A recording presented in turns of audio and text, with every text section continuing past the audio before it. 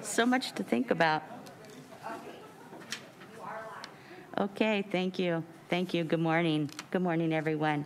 Sorry for the delay in getting started. We're just getting set up and we're on live now. So I'm just going to share.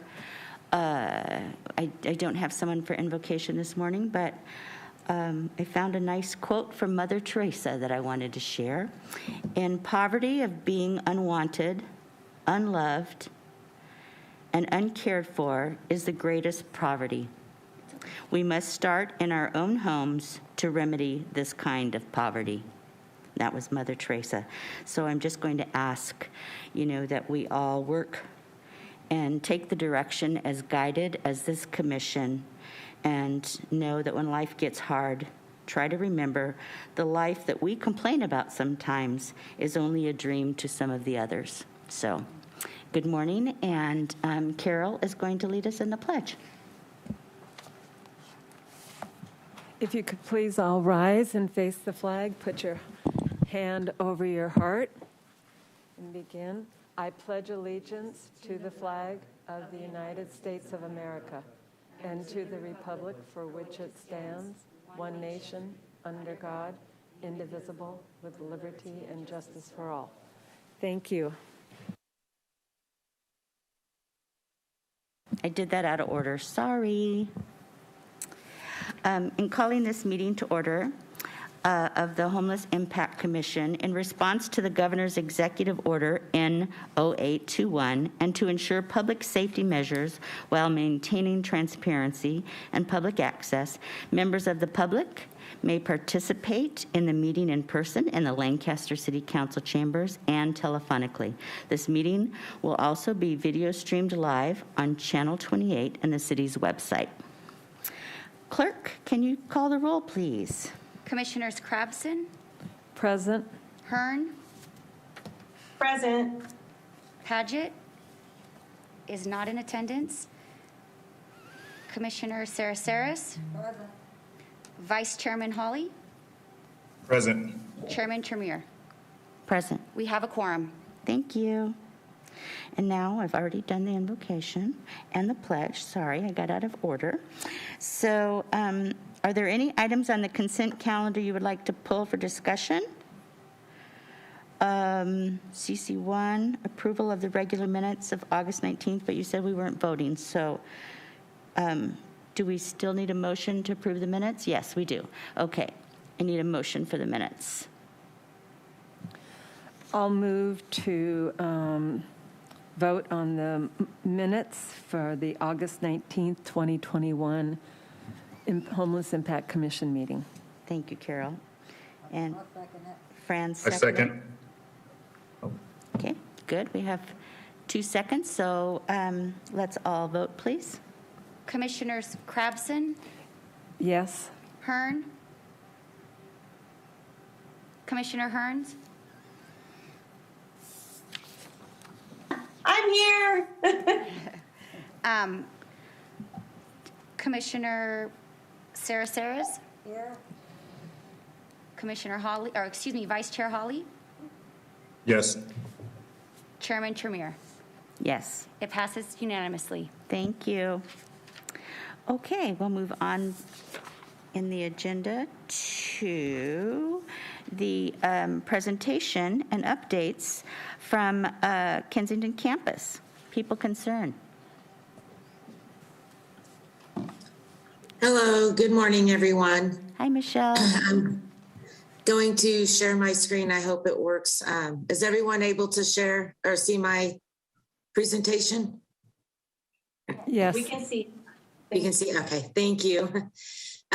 So Kensington campus is community, it's the largest community-based service for our homeless persons in the Antelope Valley. It includes project-based housing, interim housing, a wellness program, and supportive services. The campus opened up in November 4th of 2019 with the first project-based housing. I'm sorry, it's a little bit out of order from here. We're starting with the interim housing. The interim housing opened up September of 2020, right in the middle of the COVID pandemic. Our full capacity is 153 beds. However, we are currently decompressed by the Department of Health Services for 114 beds. You can see on here what the cubicles look like. They are semi-private. So they have the bed with the 2 locker spaces. We have 3 dorms of interim housing, 1 for female and 2 for males. We provide 3 nutritious meals a day. We also provide mental health services on site, including psychiatry and crisis response. We have a wellness program that includes activities and many groups for the participants to choose from. They all are also connected with case management and services that include housing, navigation, connection with vouchers, resources. They help to work with the participants to stabilize their mental health, their physical health, connecting them with local medical resources, or making sure that they get connected with insurance such as Medi-Cal, and get them prepared for permanent housing so that once they're housed, they're able to have the skills and the resources that they need in order to maintain the housing. Our wellness program is ran by our Assistant Director of Wellness, David Neptune.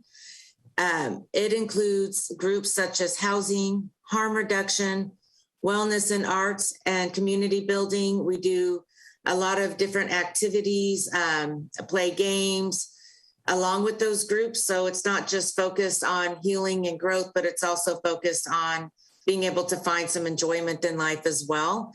And we also have campus-wide celebrations for holidays that'll include project-based along with the interim housing so they can start building that community.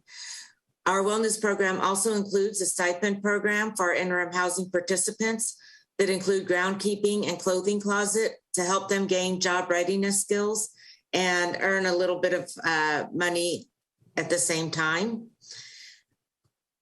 Our permanent supportive housing opened November 4th of 2019 with a full capacity of 150 apartments. They're all individual apartments with 1 bedroom.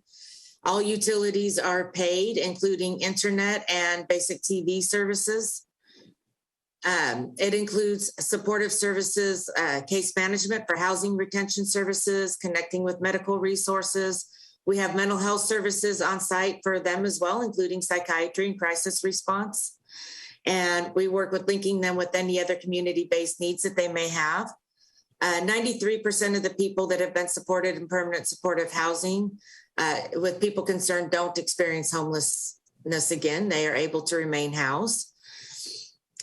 Some of the challenges that we have experienced with getting the site up and running due to the pandemic is capacity. So for example, in our interim housing, we're only able to house 114 clients at the time. We currently have 92.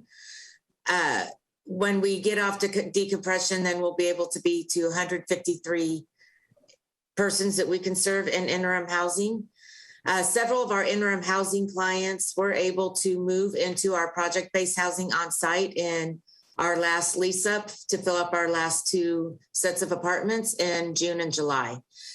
The other aspect that we've ran into is difficulty getting the interim housing participants their documentation that they need in order to be housed. It has slowed down the process with government offices being shut down or adjusted to how they're providing services, such as Social Security. We aren't able to go in the office to get their Social Security cards. We have to do everything online or by telephone. But we have managed to find a way to navigate that and get their needs met. It's just slowed the process. We've also ran into a bit of a barrier with getting external partners on site, as we hope to eventually be able to do, to provide on-site activities and additional groups to our wellness groups. And then the other part that it's impacted is our volunteers. So we hope to one day have a robust volunteer program going on site. It's been difficult to get established with all the COVID safety concerns. And that is the update to interim housing and project base here at Kensington campus. Can I ask a question? Yes. Thank you so much for presenting. Matter of fact, I spoke with one of my clients today. I'm a probation officer, and one of my clients is housed there, and it was just such a blessing because we're so limited here in the Antelope Valley in terms of finding solutions for our homeless population. So I just personally wanted to say thank you because this is great. I would like to know, what is the waiting period or the process of getting folks housed there, either in the interim or the permanent? What does that look like? So that's a great question. We'll start off with permanent supportive housing. Every participant in our permanent supportive housing is referred to us through the coordinated entry system, which is ran by Valley Oasis. So their matcher identifies who's in the queue of people that would be a good fit for our program, and then she refers them to us. We start the process with doing the intake, getting them accepted by LACTA for the voucher, and then also accepted by property management as well. And then once all that's done, they're able to move in and get their key. For interim housing, anybody can refer. We can also send out, if anybody has any desire to refer people, we can send out the referral forms and the referral information for the different programs. We do have LACTA beds, some city beds, and we also have DMH beds. So it's a different process slightly for each. So for most of the LAHSA beds, it has to be approved by LAHSA. We get the referral, we forward it to them, they approve it. And the DMH beds have to be approved by. What LAHSA is. I know about DMH, but LAHSA, I'm a little lost. So okay. LAHSA. So LAHSA actually, they're one of the funders for the beds. So I am sorry, I'm completely blanking on what the acronym stands for at the moment, but they're one of the funders for the beds. Huh? We have Heather Varden here from LAHSA. She can probably. Oh, there you go. Yep. We'll just call on her. Hi, it's the Los Angeles Homeless Services Authority is what LAHSA stands for. Yeah. And Michelle, could you also, we're used to hearing the acronyms, those of us working in homeless services. You said LACTA, and would you be able to share what that acronym is? Los Angeles County Development Authority, if I recall correctly. I apologize. I get so used to using them. But LACTA is they provide the voucher for our project-based apartments. Thank you, Michelle. You're welcome. Those acronyms can get really tricky sometimes. So please forgive us for that pop quiz, but that's very helpful, and I thank you for that. Michelle, I want to say thank you for your presentation as well. Two questions. One is a follow-up from Commissioner Hearns' question. Do you have an actual average timeline that it takes to get in? You explained the process, but I didn't hear an actual timeline. So if you can give us a roundabout number on that.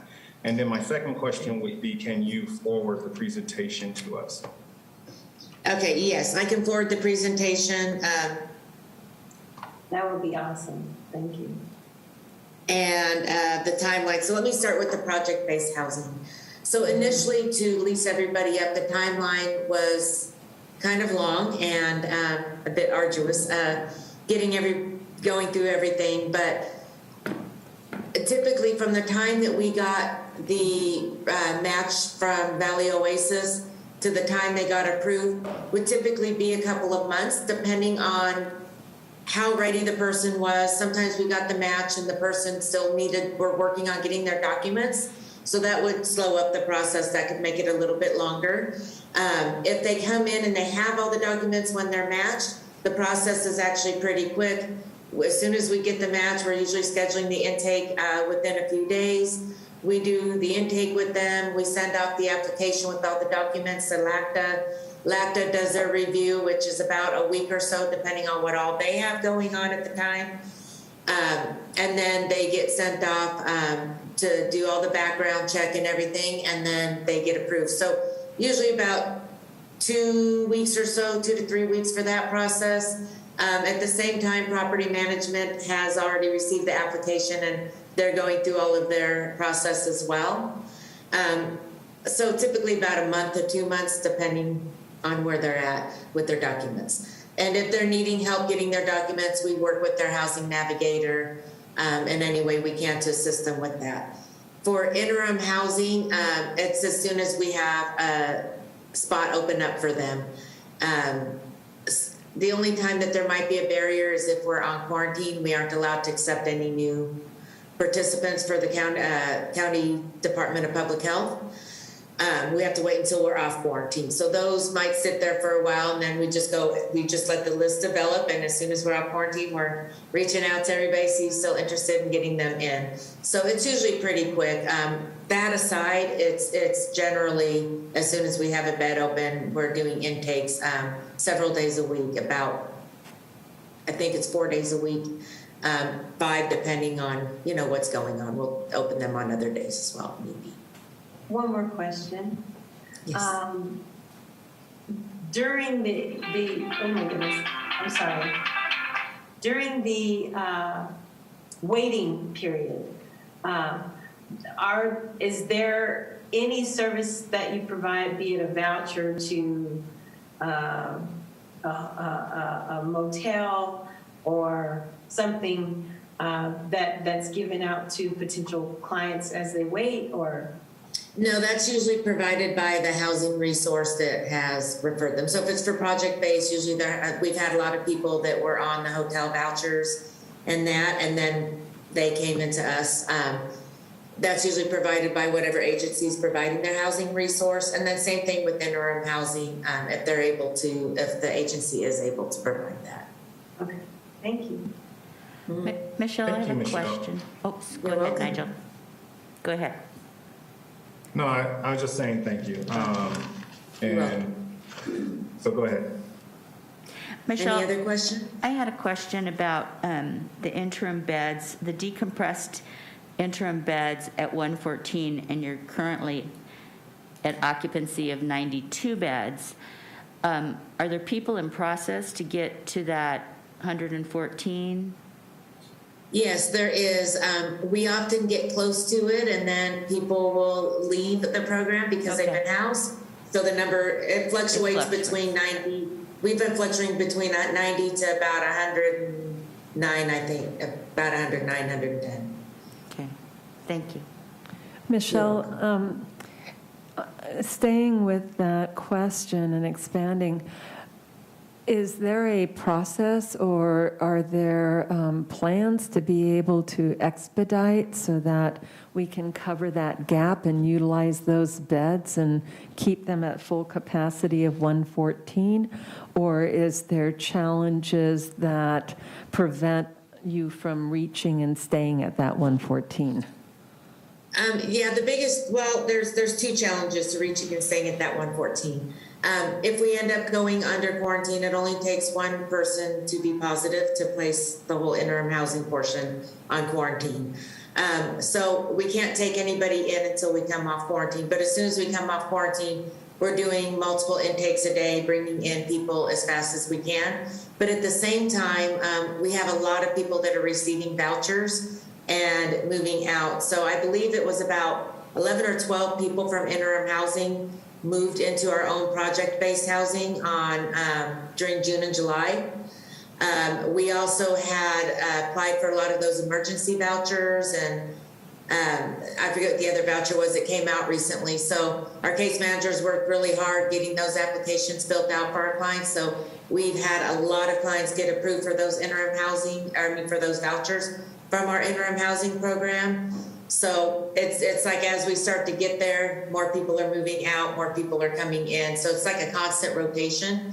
But yeah, the biggest barrier to bring people in is really the quarantines. We can't do any intakes during that time. But when we're not on that, we've done up to like 5, 6, have every case manager doing an intake and having them just come in several at a time and bringing them in just about every day of the week that we can. Well, Michelle, I want to thank you. That was a very good explanation of some of the challenges that programs like yours face, that there's all these complex variables as to answer the question of the public sometimes asks as to why aren't all the beds full. So I want to thank you for that answer. You did a good job. Well, and I think probably that, I don't think that the general public realizes the challenges that you have had since the campus opened, because we immediately went into COVID. You've been challenged with dealing with all of the COVID regulations and criterias of quarantine and not being able to fill the beds, as you just explained, Carol, but programming as well. I mean, you guys have overcome and done such a great job, and I just want to thank you, because I know it's been a difficult 18 months. Thank you very much. Thank you. One more question. No problem. And this was just kind of hit my thoughts. And that is there a type of recruitment, as it were, for folks that we see on park benches, under freeways, etc.? Is there, is there? And if there isn't, what can we do to start servicing these folks who, I've driven past? I think we've all driven past some. And then there's the desert encampments where you see the little tarps and things like that. Absolutely. And it's LA Hop. They have a website and they have an app. You can go there. You put in the information, the description of who you see, where their location is that you saw them, or if you see, sometimes you'll frequently see the same person being in the same kind of location. And then LA Hop works with all of the homeless service providers throughout LA County to send out their outreach team, go and outreach them. And a lot of times the outreach teams, they work really, really, really hard, having to engage people before they feel safe enough to engage and embrace the services that are being offered to them. So I have to give a hats off to all of the outreach teams with all the agencies out there, because they really do a lot of work bringing the homeless items, bringing them resources, trying to help connect them while they're out there, building that trust, spending time with them. And really it starts there. And from there, then they finally are a place where they feel like they are able to embrace the services. And then those providers can start getting them connected to housing resources. That is so terrific. And that's LAHOP. Correct. LAHOP. And is it .com or? I believe it's .org. .org. I would have to look that up. But. No worries. That's amazing. I'm so happy to hear that, because it just, it makes me wince every time I see that. It's just like, Lord, what can I do? Sometimes, I've bought meals, but I can't buy them for everybody I see. Right.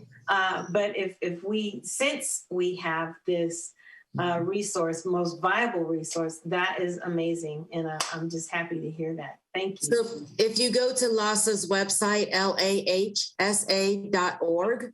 LAHSA.org, you'll actually find their LA Hop information on there. Oh, perfect. And Angela, I can send you the information as well. I have actually have cards on LA Hop and how to report. Oh, thank you so much. You bet. So Thank you. I have one more thing. I'm sorry. Yes, I would just like to invite Heather Varden to come up and talk a little bit more about the number of outreach teams that are up in the Antelope Valley that are operating the different kinds of teams, because the interest that you've spoken, Angela, and I'm sure there's a lot of people that are the public that are not aware of the efforts that are being made to reach out to those people in those underpasses. So Heather, would you mind coming up and talking about your experience with outreach and how many teams are up in the Antelope Valley and the different types of teams there are? Yes, absolutely. I think I know most of you, but for those of you that don't know me, my name's Heather Varden. I'm the Community Relations Coordinator for the Government Affairs Department at LAHSA, Los Angeles Homeless Services Authority. I started out in the outreach teams in this area, so I do have a lot of boots on the ground experience with that as well. As far as LA HOP, the address for it is la-hop.org to get directly to it. I did also want to mention along the lines of that I am able to come and do a full presentation on LA HOP if that's something that you guys are interested in. I do also have some marketing materials that I can send to the city of Lancaster if you'd like to push it out on your social media as well. That would be awesome. As far as the outreach teams, for all of LA County, in the first 6 months, there were 240 outreach teams across the entire continuum of care. In the first half of the year, they made contact with 22,154 people experiencing homelessness. On an average, each of those individuals were contacted 2.8 times. As a result of these interactions, 15,208 people started on a path to permanent housing by being assessed and being case managed into services. Now, as far as this area, I know at this time we have about 14 outreach teams for Service Planning Area 1.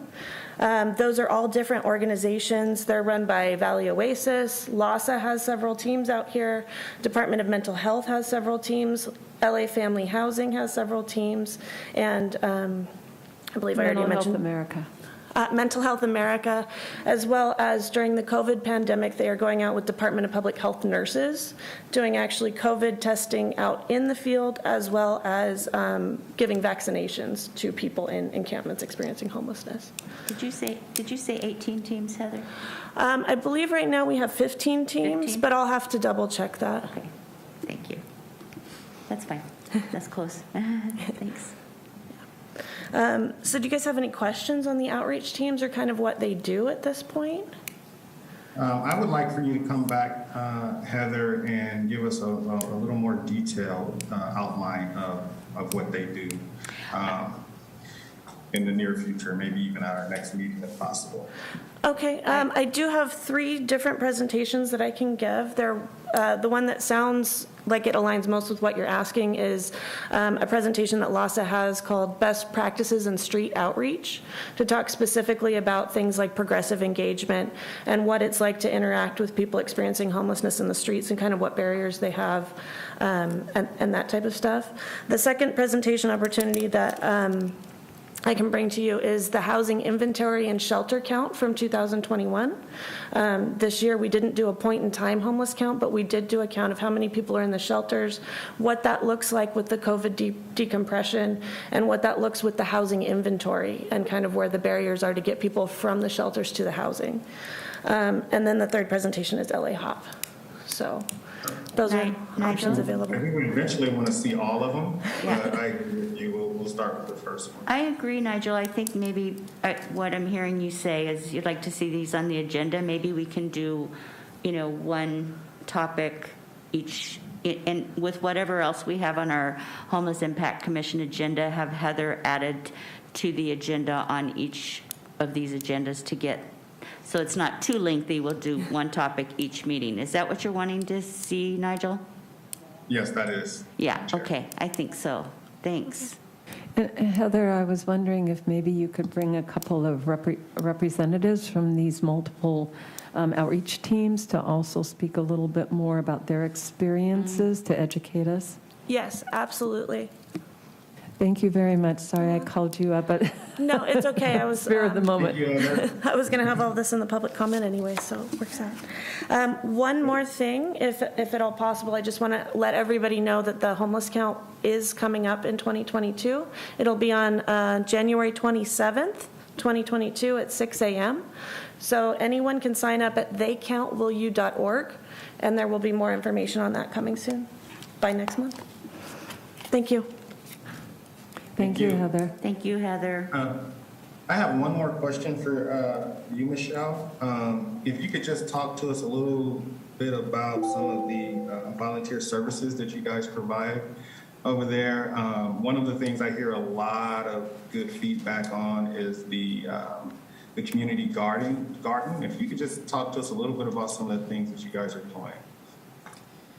Okay, so yes, in our project-based, we call them villas. So each pod of apartments of 25 has its own raised elevated planters where they're planting things like sunflowers, cabbage, spinach, different things like that. And the property management company has actually worked with someone locally to come out and teach each of the residents how to plant. They start off their little seedlings on their own, and then they transplant them into the garden, and they work together to water it, to tend to it, remove the weeds, and they can pull from the garden whatever food that's in the garden that they need. So it kind of is just something that they run and operate themselves. Great, thank you for that. That's a wonderful program. Michelle, I had a question as well. You stated that there were limited opportunities at the present time to invite community partners. Could you elaborate on that, please? What are the barriers? Yeah, we have a lot of people that, the fortunate thing is about our community is we have a lot of people that always want to give back to the community. The unfortunate thing is we haven't been able to really get that process started yet, because every time we start the process, it looks like we're going to be off quarantine or for a while.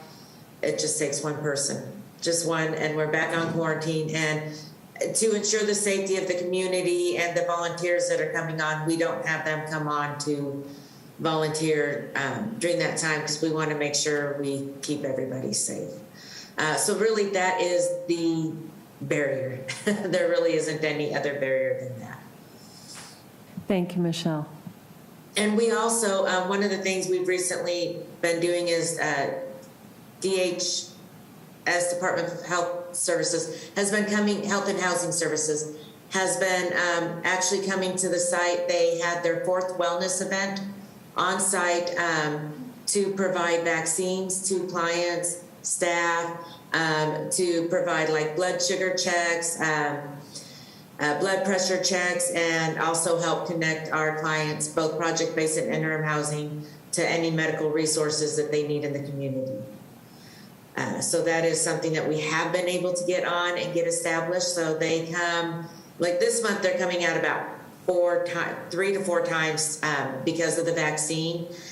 So they're offering Pfizer and Johnson & Johnson. So for those who choose the Pfizer, they have to come back again to provide them the second dose. So they're coming and they were coming once a month starting in July, but in September, they've really kicked it up to kind of get that out there and get all of our people experiencing homelessness connected or newly housed connected.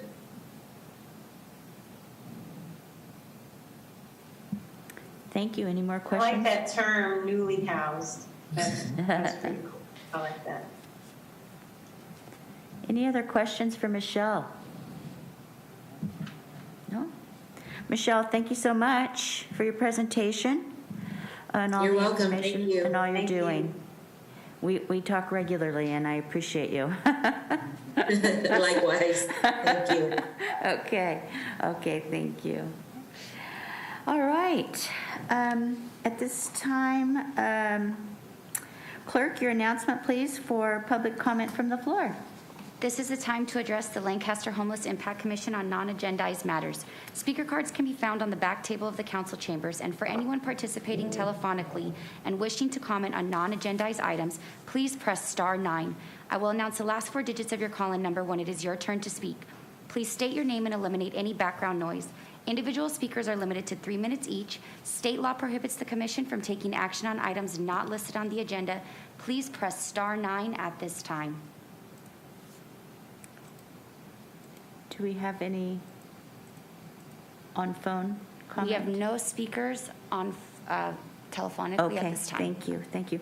I have a speaker card and would like to introduce to the podium Gordon Jefferson.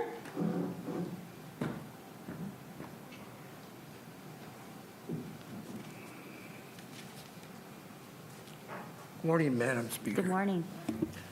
And hi, everybody here. I was here last month, and I put my application in to be one of your commissioners, and I didn't make the cut, so, but I, not going back away, I would still like to offer services that I could perform. I got immersed in the homeless situation about 2 years ago when I was member of the LA County civil grand jury, and we kind of did an emphasis on prevention as well as care and rehabilitation. I see a publication here that the County Board of Supervisors has established a Blue Ribbon Commission, and I was wondering how this organization is going to interface with that. I have experience with the County Board of Supervisors with the activity with the grand jury, so I could help you there. I'm just offering my services, and if you need me, just contact me. Thank you. Thank you, thank you. The Blue Ribbon Commission is a temporary commission, and the city staff has been very engaged in the process, and those meetings will be public. They do have some committee work. I can speak with you after and give you my card as I'm with the county and forward your name to the commission because they're looking for volunteers and people to participate in subcommittee work. So I'm happy to do that for you. Okay, good enough. Okay? Thank you. Thank you for your comment. Thank you, Gordon. Okay, our second comment card is Heather Varden, but I think she might have said everything she wanted to say, but come on down, Heather. And remind us again about how important the homeless count volunteer. Yes, thank you for having me. First, I'd like to say how grateful I am that this commission is meeting again and you guys have a quorum. I look forward to all of the collaboration that we can do. I just want to talk a little bit about the homeless count. It's a point-in-time count that's conducted once a year. Everyone in the community is able to volunteer to be part of the count. This year, we are looking to do a paperless count, so we will be piloting an app to do the count. It's really exciting. But on one day in January, in Service Planning Area 1, which is our service area, we go out and count how many people we see experiencing homelessness. This count is really important because the funding for the area is determined on this count for the following year. So it's really important that everyone goes out and counts. If we can get everyone to participate, that would be great. I do look forward to collaborating with the city of Lancaster. The last count that we did in 2020, there was a great collaboration effort with the LEAPS program. And I look forward to the collaboration. If anyone would like to sign up for the count, the website is theycountwillyou.org. Again, that's theycountwillyou.org. Thank you. Can you explain the paperless count, the difference in how that was done prior? So in previous years, we would send volunteers out in pairs with a clipboard, and you'd have to do little hashtags. Mm-hmm. With the app, we're able to, you click what you see in the app, and it will send a pin for where you actually are on the driving count.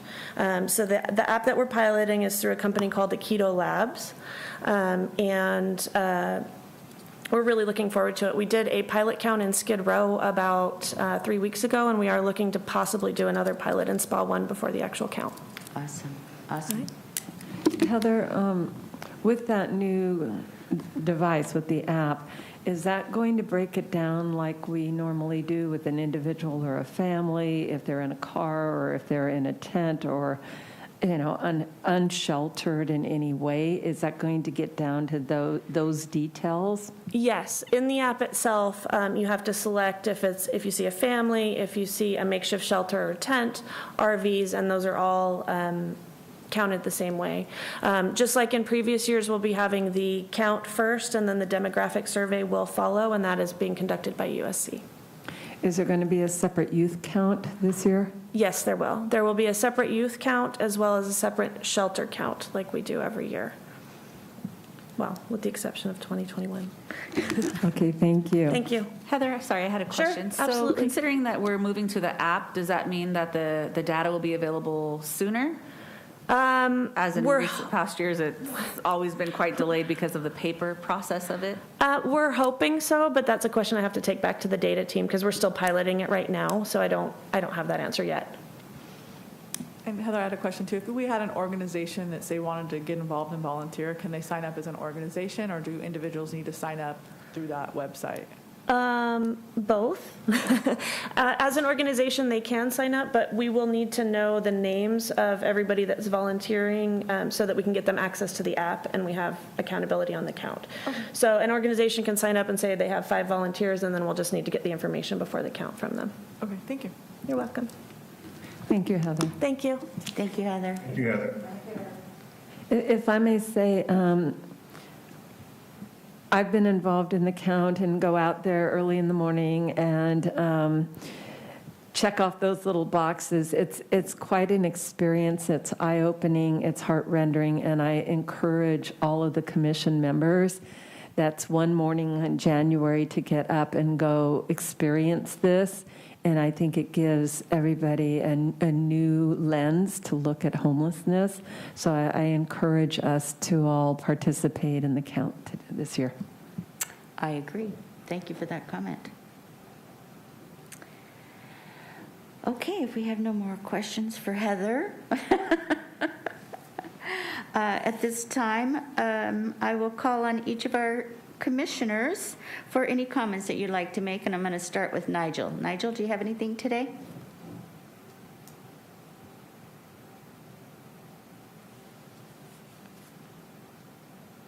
I'm sorry, can you repeat that? I just had a I just really was loud- wondering if you had any comments. We're at the end of the agenda where we just kind of take turns with anything we might have that we want to bring up or ask. Yes. What I would like to do, or for us to maybe put on the agenda to discuss, is working with other commissions and where we overlap.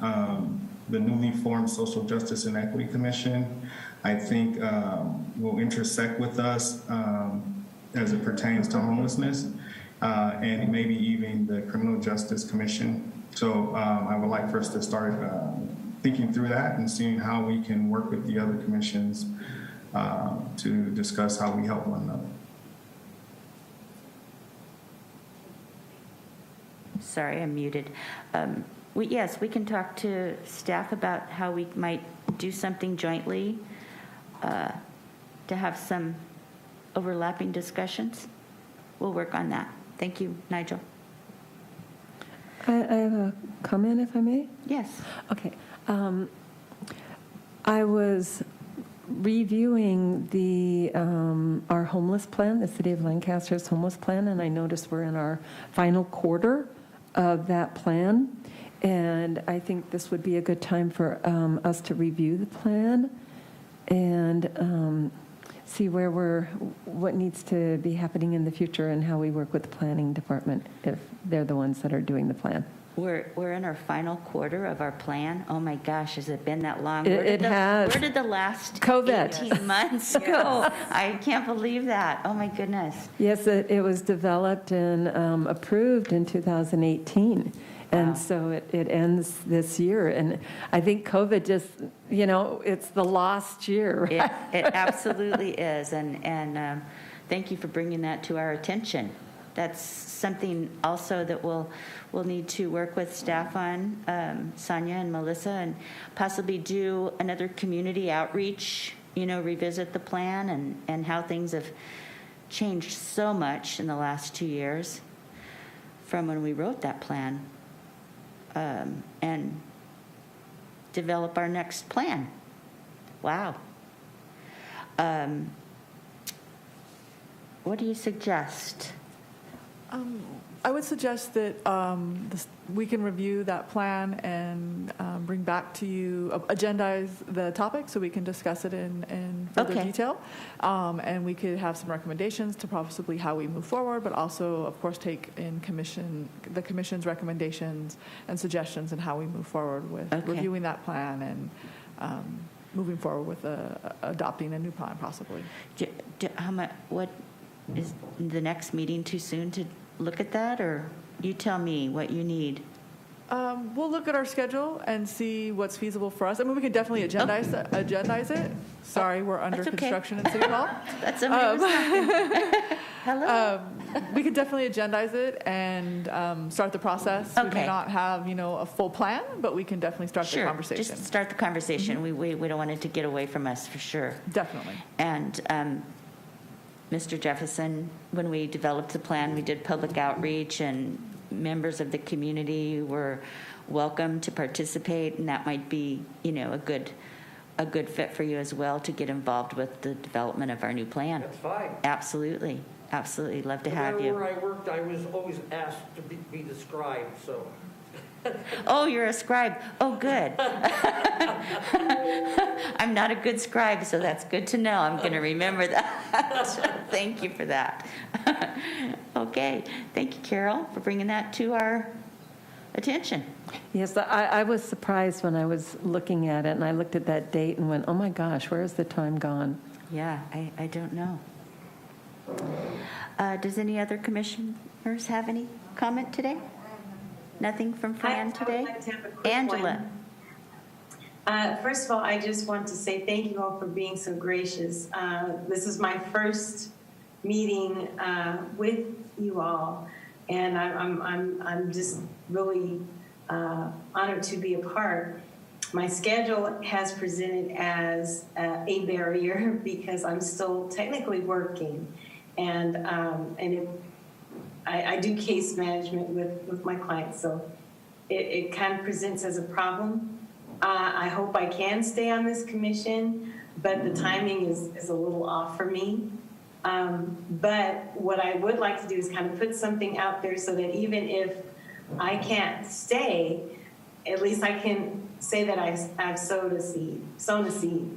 And that is wondering what can be done with a lot of these vacant buildings where a lot of homeless tend to congregate anyway. Wondering if those buildings can be rehabbed. It's a way of providing shelter. It's a way of providing shelter for our homeless citizens, as well as possibly providing jobs, as well as, cleaning up the overall look of our city. So it's a win-win-win. I'm not sure how many dollars that would take, but at least to put that on the agenda, especially as we're looking to plan for our next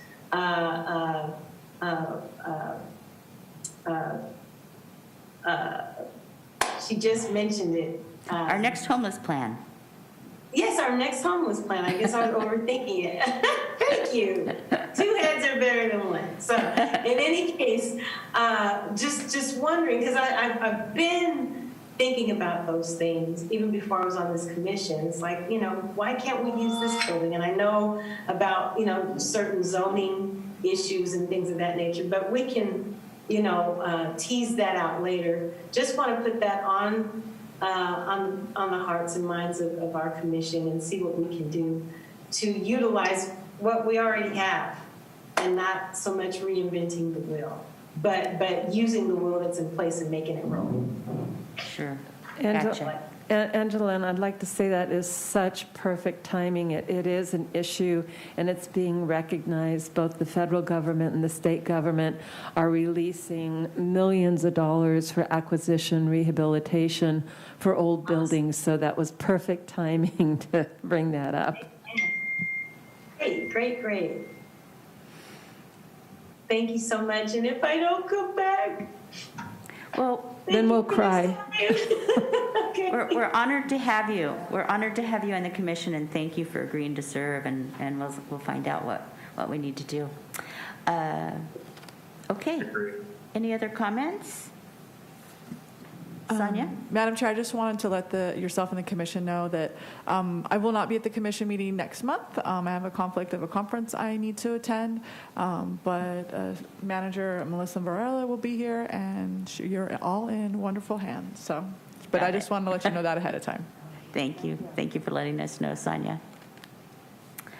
Okay, so with that, no other business, no other comments. Our next regular meeting will be Thursday, October 21st. And thank you all for all this great information today. Thank you, Heather, for providing so much background information from LASA. And we look forward to seeing you on our agenda in the future.